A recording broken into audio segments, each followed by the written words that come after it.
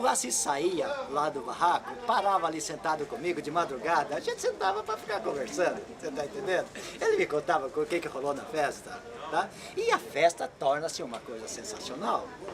Começa a ficar famosa as festas do Assis, e a intelectualização da cidade se dá muito depois. Até aqui nós estamos falando de pessoas que pintavam o primitivo, que atuavam. Havia, por exemplo, o Gama com o Mineiro Pau, você está entendendo? Havia o grupo de dança do Gama.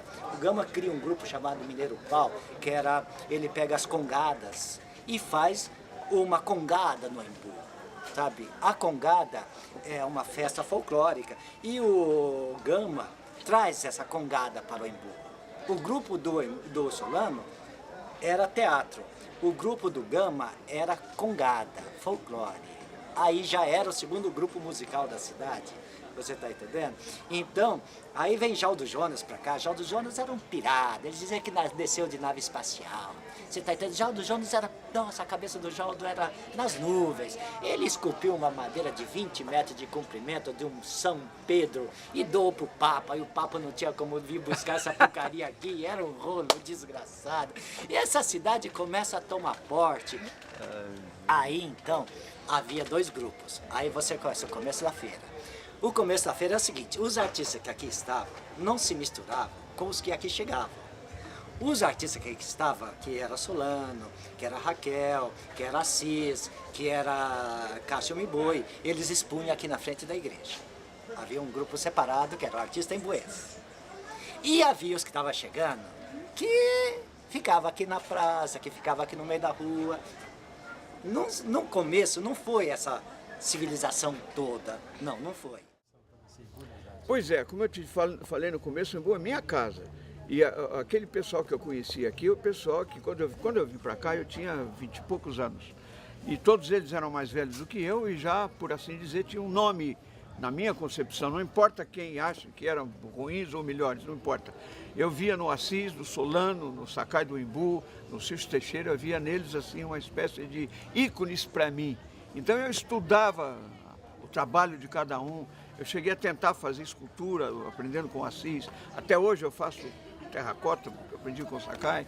Então, aquilo me... E outra, aquilo era importante porque nós éramos um grupo e que tudo que nós dizíamos entre nós se resumia em coisas de arte. Porque o São Paulo era muito complicado para a gente. Se chegar numa galeria não pode, porque já tem um grupinho. Então, o nosso grupo aqui, nós fizemos um grupo no Embu, que até hoje é um grupo aberto. Aqui não tem grupinho que você não possa entrar. E outra, nós vivíamos com uma grande amizade entre nós. Nós bebíamos juntos, nós dormíamos juntos, às vezes não queria ir para casa dormir no barraco. E veja, de 65 ou 6 até os anos 80, nós viajamos com este grupo por quase todo o país. Nós fizemos Barretos, Bebedouro, de São Paulo, fizemos o Rio de Janeiro, aquela praça que tem no Rio de Janeiro, não, no Rio, na praia. Copacabana? Não. Ipanema tem uma feira de arte. Fomos nós que inauguramos aquilo lá. É mesmo? Assim como fomos nós que inauguramos a feira de... Isso mostra lá em Brasília, tem o pessoal antigo que sabe disso. A feira que existe hoje na Torre de Televisão de Brasília, fomos nós que inauguramos em 70. Nós tivemos 2 vezes uma exposição coletiva em Brasília, no Hotel Nacional. Éramos 30, 40 que íamos daqui. Então fomos para o Sul, tivemos em Gramado, tivemos no Rio de Janeiro, tivemos em Minas Gerais. Enfim, nós viajávamos. O que acontecia? O prefeito dessas cidades que nos convidavam, o Embu era muito requisitado naquele tempo. Eles mandavam um caminhão enorme para cá. Então nesse caminhão ia todas as esculturas, todos os quadros, e geralmente ia eu e o Assis na boleia. Não tem agora, meu bem, outra hora eu te dou, viu? Então, eu ia na cabine, eu e o Assis, íamos embora com tudo aquilo lá. Chegávamos em Barretos, por exemplo, quem nos recebeu foi o Roberto Rios, que era o chefe do clube...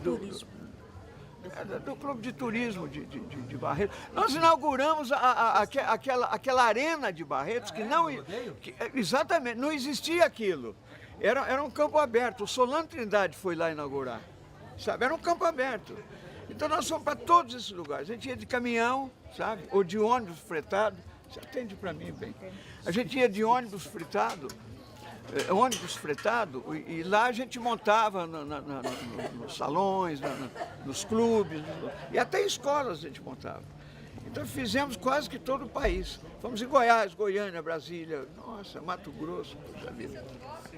Foi muito bom. E era um grupo muito ligado entre si, sabe? Era um grupo que... Tinha muita união, né? Muito, a gente... Muito respeito. Muito, um se escorava no outro, sabe? Quando um não vendia, o outro vendia.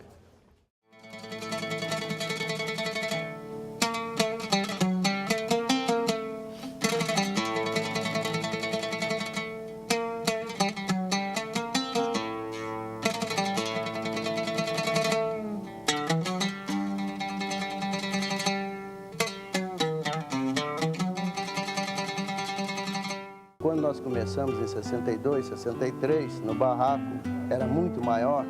Então era uma coisa mais material, mais até o tempo da destruição da natureza, onde nós tínhamos grandes árvores que nós destruíamos. Pegávamos essas árvores e transformávamos em obras de arte. Não era maior do que a obra de arte que Deus criou, que é a árvore. Mas nós pensávamos que nós éramos criadores de uma grande obra. Mas assim nós crescemos, nós fomos indo. E, então eu passei os meus conhecimentos, minha técnica, e aprendi também técnica com os outros, com o Vicentão, com o Paudalho, com o Potiguar, com o Vavá, e todo mundo que passou no meu barraco. O Assis do Embu é uma pessoa muito generosa e ele sempre gostou muito de ensinar. E talvez por ele ter sido orientado também por um oriental, né? Eu acho que ele, de uma certa forma, está retribuindo tudo que ele colheu naquela época com o professor Sakai, com o mestre Sakai. Então, eu estou tendo esse privilégio de estar recebendo toda essa formação que o Assis tem, de toda a experiência, todo o conhecimento que ele tem.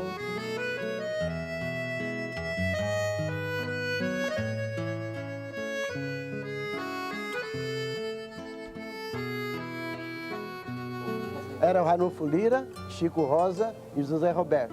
Aí aqueles que estavam lá vieram para cá. Era uma dissidência daqui, porque nós já estávamos aqui desde 1961, quando eu trouxe Solano Trindade, que foi uma dissidência aqui do movimento nosso, que foi para lá para poder o Ranulfo Lira, por exemplo, grande artista, escultor, alfaiate, cozinheiro, uma coisa fantástica. Inclusive me dava ternos assim, porque ele achava que eu andava muito mal vestido. Ele me vestia assim, com ternos, risca de giz, inglês. O Ranulfo e o Chico Rosa, que era escultor em pedra, e o Zé Roberto, que fazia, e a Kumiko, que era japonesa, namorada do Zé Roberto Barreto Leite. Isso Em 1966, nós começamos o movimento no Copan, lá de frente ao Teatro de Arena. Lá no Teatro de Arena. E aí depois, então, foi o Vanderlei Ciufi, a Raquel Trindade, Solano Trindade.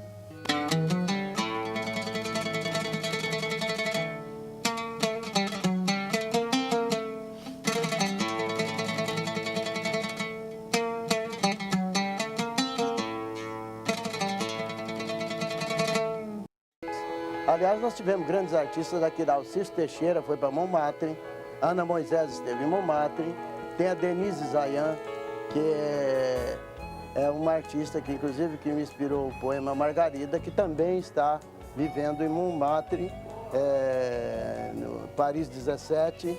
E, então, o Embu assemelha-se muito a Montmartre. É o que dizia o Sérgio Millet, grande crítico de arte. Ele falava que o Embu é a Montmartre caipira, quando nós fizemos o primeiro salão de arte em 1964.